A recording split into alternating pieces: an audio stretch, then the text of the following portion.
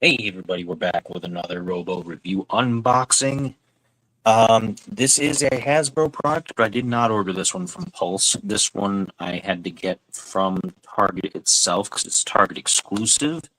Because it's one of many times that this has happened where I've maybe been a half hour late to the debut of a figure on Hasbro Pulse, and all of the resellers, the eBay people, have already scooped up the entire supply. So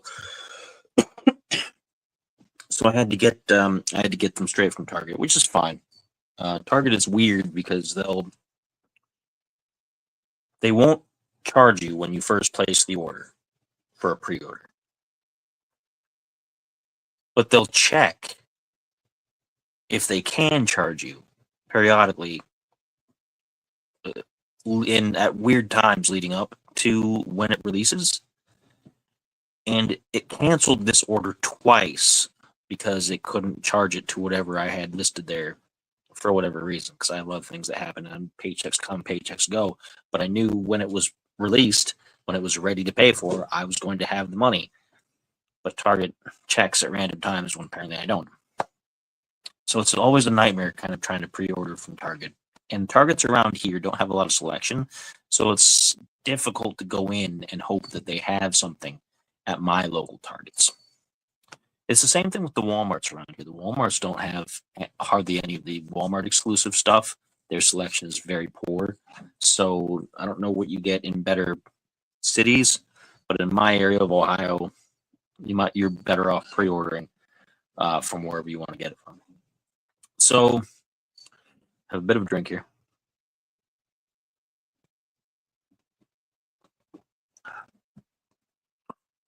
Sure. Real sharp. So anyway, here we are. We've got our box. Let's see. We're going to open it from this end, I guess.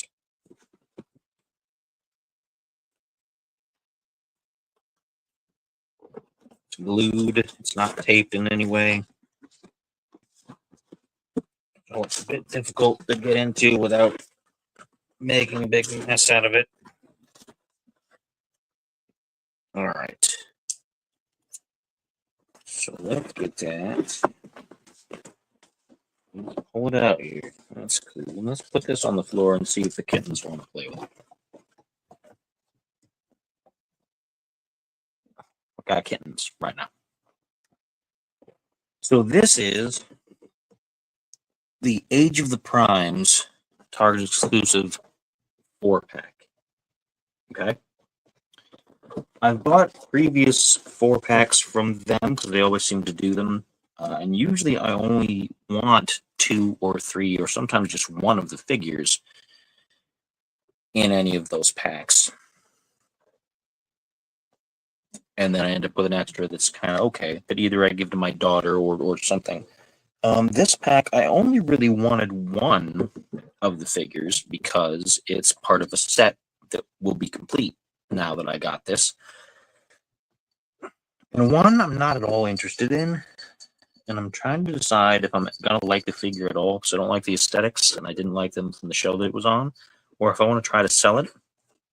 The other two are okay. I think I'll probably end up keeping them, even though, I wasn't really interested in that. But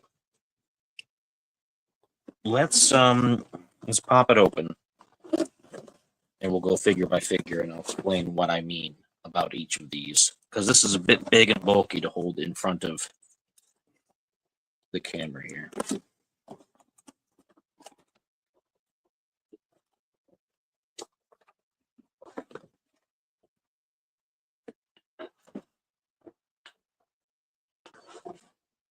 Okay, and it's pretty long.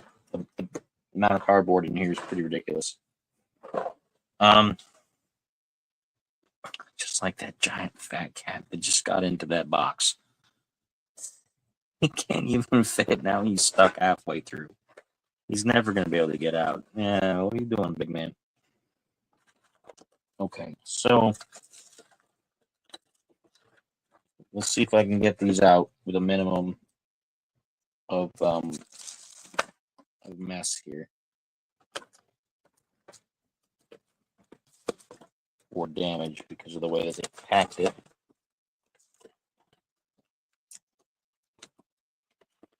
There we go. A little bit of this. Just slide his right out there. No, don't think it can. Okay, so the first figure in the pack is the G1 Inspired.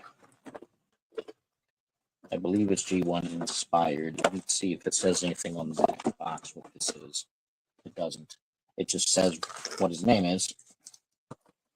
The G1 Inspired Ultra Magnus. Now, I skipped out on the Optimus Prime of this because I have a G1 Optimus Prime that's perfectly good, and I don't need one with better articulation and things like that. It looks kind of weird. But this is the Ultra Magnus. And it's interesting. I don't know what I expected. He has a spot for a Matrix in there, but it doesn't look like he had. Oh, it's probably in the accessory pack. I probably should open that first. But he's kind of like a miniature figure, which I mean, I guess you could use as the Ultra Magnus that was the interior bot who wasn't. He was Ultra Magnus when he had the big apparatus, the big suit on. That's when he's Ultra Magnus. But when he's just a mini bot, he's a variety of different robots. And they all wear the Ultra Magnus armor for whatever reason. In some of the comics, it was Minimus or Ambus Minimus, and a few others. So the joints are all good.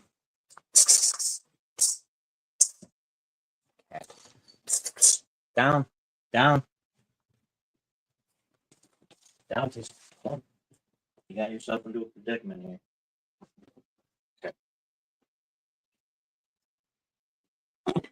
Okay. The kittens have just recently been introduced to the wide part of the house, and they're getting up on everything. So, what are you gonna do? It's a better figure than I gave it credit for. The mold, anyway. The mold is a better mold than I gave it credit for.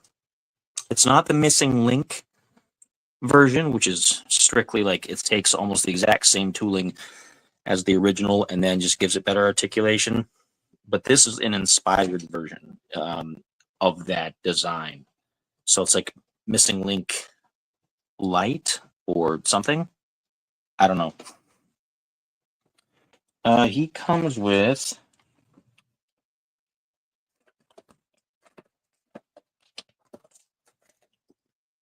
an Energon axe, which you can put right on his hand there. It doesn't quite fit super well. It's very tight. I heard something make a weird. I don't like the noise that made. Something made almost like a cracking noise or a straining noise at the very least. I wonder if it's easier in the second hand here. Nope, not really. But so he's got that. There's no wrist swivel. Probably limits to the way the mold is. Let me get into the accessory pack.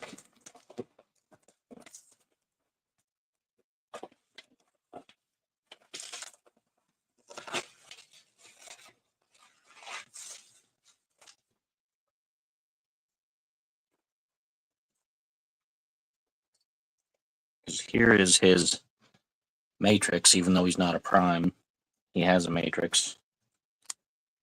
Of course, you pop open the cab and you can plug that right into his chest.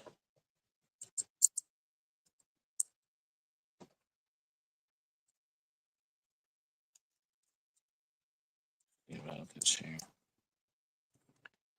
Plugs right in there. And then he also comes with a white version of the Optimus Prime blaster. Which again is very tight. Very tight to fit these into his hands. These accessories. So I'm gonna have to see what I can do to loosen those over time. But so that's the G1 inspired Ultra Magnus, which is kind of cool. I mean, I don't know what I'm going to call him yet. I'm probably not going to call him Ultra Magnus since he doesn't have the whole get up, you know. But I'll figure out something.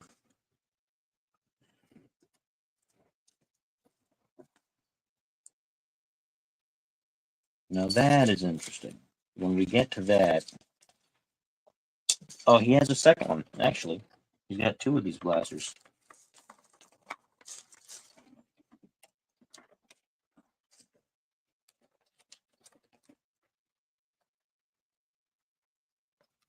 I can get it out of the package here. He has two of these. So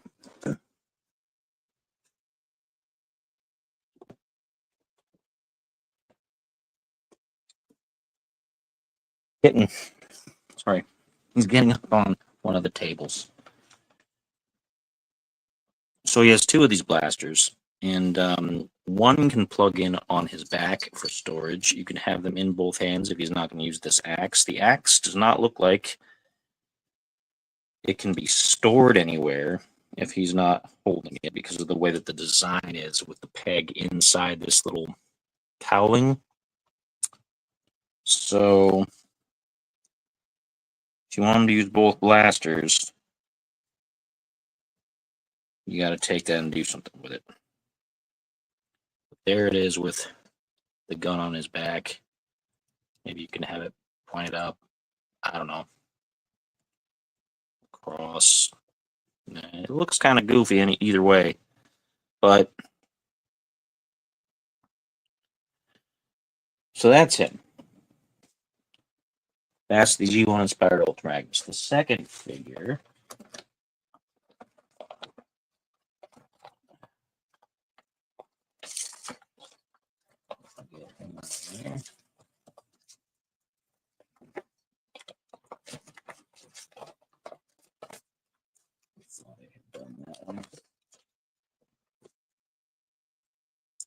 is using the 86 Bumblebee mold, and it is Autobot Bumper. So he transforms into the same little off-brand bug thing, Beetle, Volkswagen, that that Bumblebee turns into. It's an interesting head sculpt and expression. He'll fit well with the other ones. I've got hubcap and cliff jumper. So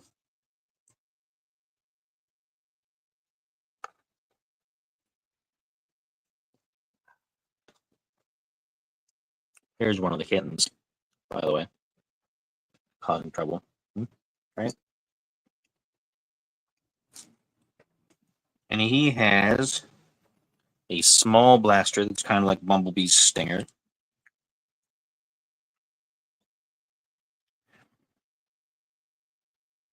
We'll put that in his hand. Give him a little bit of a pose. Not bad. The mold still feels okay. It's a little loose, but I mean, the original's kind of like that in the arms. Mostly it works out pretty well. I have the Bumblebee one somewhere, but I'm not going to really compare them at the moment. They're pretty much identical.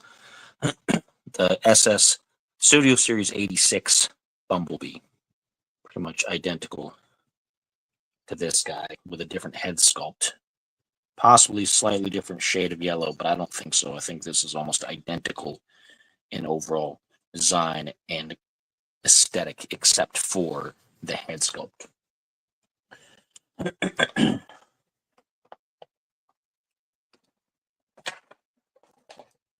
Next figure, if I can get him out.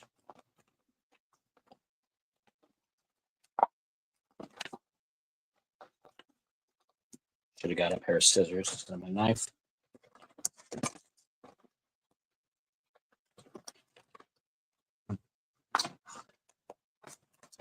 Some real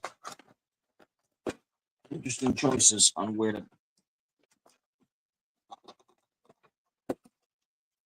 how to secure the figures in this box.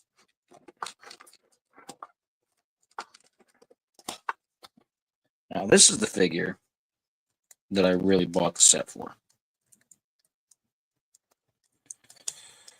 If I can get him out of his wrapping.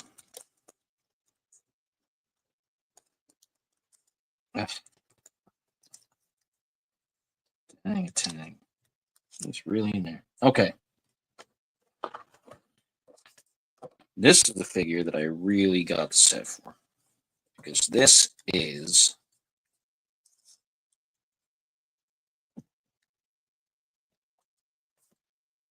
Horrible. Bull. Get it? Horrible. He's actually based off of the Skull Cruncher alligator mold, as you can see, but he doesn't have the tail piece. But his parts, the headpiece, is separate.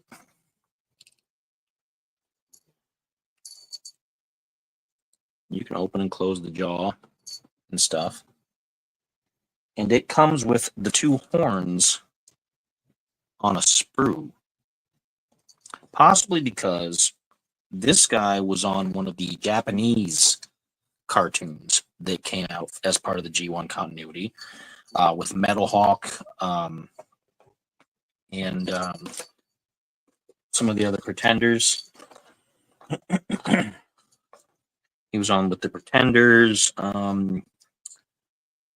I don't remember what the show was called. Let me see. I'm going to look it up. I watched it, and it was okay. Excuse me. Pardon me.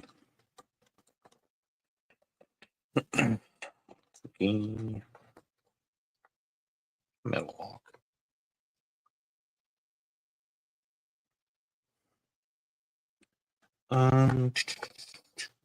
Please don't eat that. Thank you. Kitten.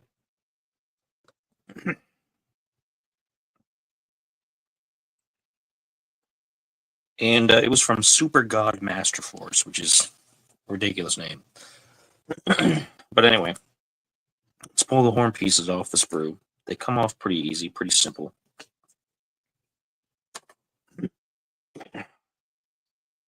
And they will go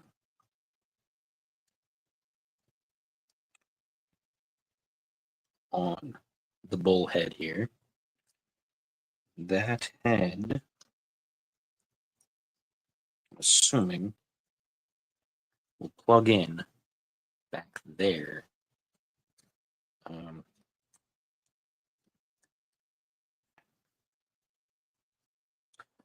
Better take a look at the box.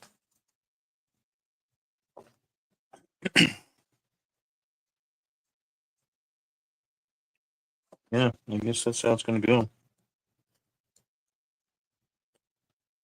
Kind of a weird spot for it, just kind of sticking out back there. I don't know.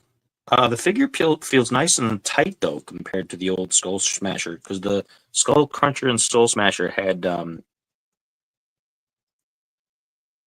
they had issues with the hips. They were very loose, super loose down here. So that feels pretty good. Of course, he has a headmaster, so you can pop the headmaster bit off. And he's the same classic gimmick from Titan's Return, Power of the Primes. And he comes with a blaster.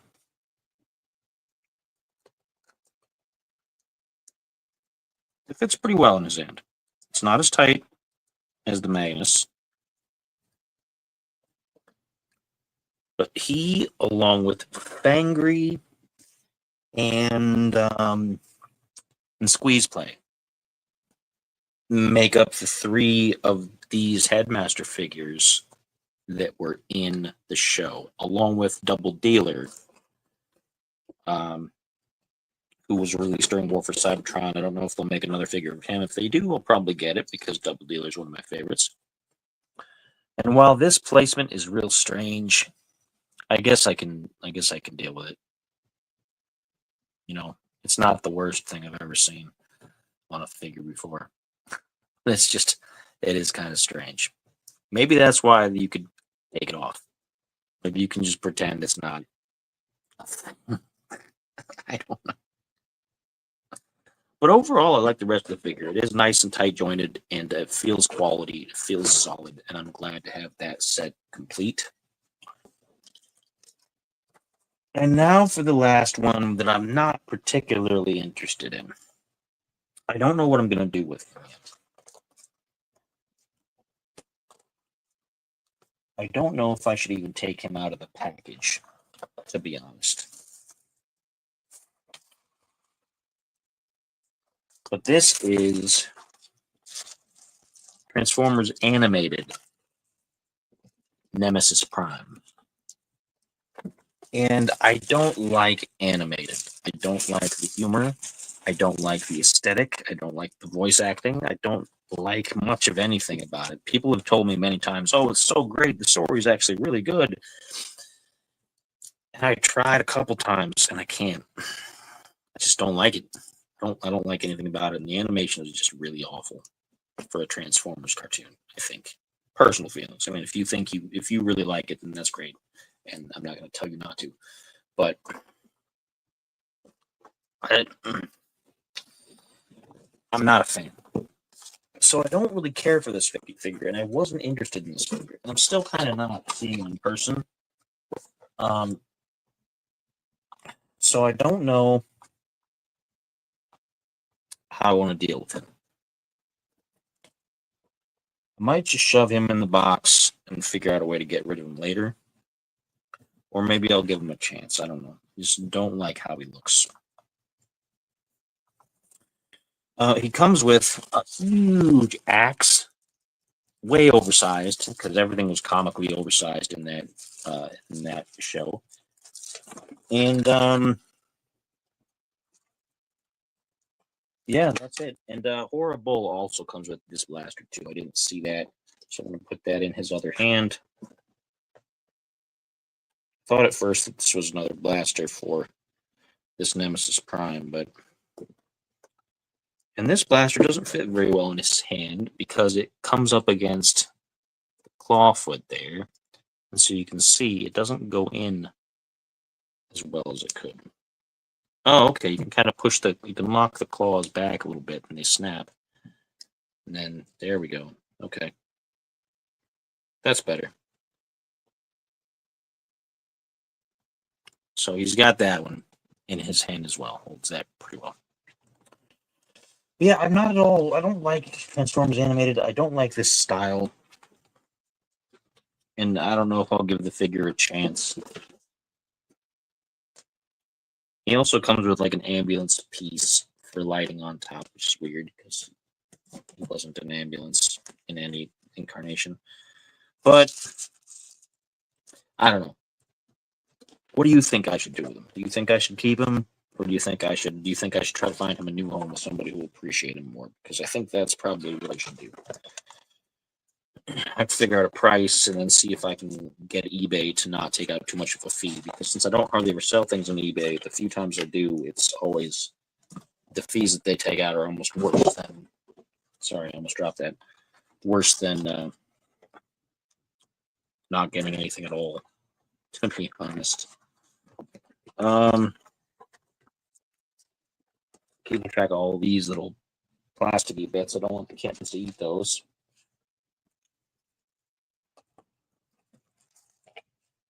So I'm going to put him back in the box for now. Put him back.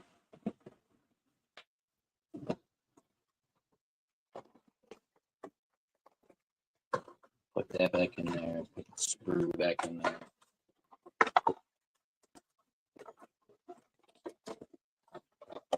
And I'll decide later what I want to do with him I guess. But in the meantime, while I wasn't really interested in the other figures in the set, I probably am going to keep them. Even though this one's kind of a throwaway because it's just a duplicate with a different head, no different color or anything like that. But this, I was totally after this one. I'm a big fan. It's not as detailed as I thought it would be, but the plastic feels good. And overall, it's an impressive figure, and they've improved some of the design flaws of this mold because it's an old mold. It's from all the way back in Titan's Return, Power of the Primes days. So it's been a while.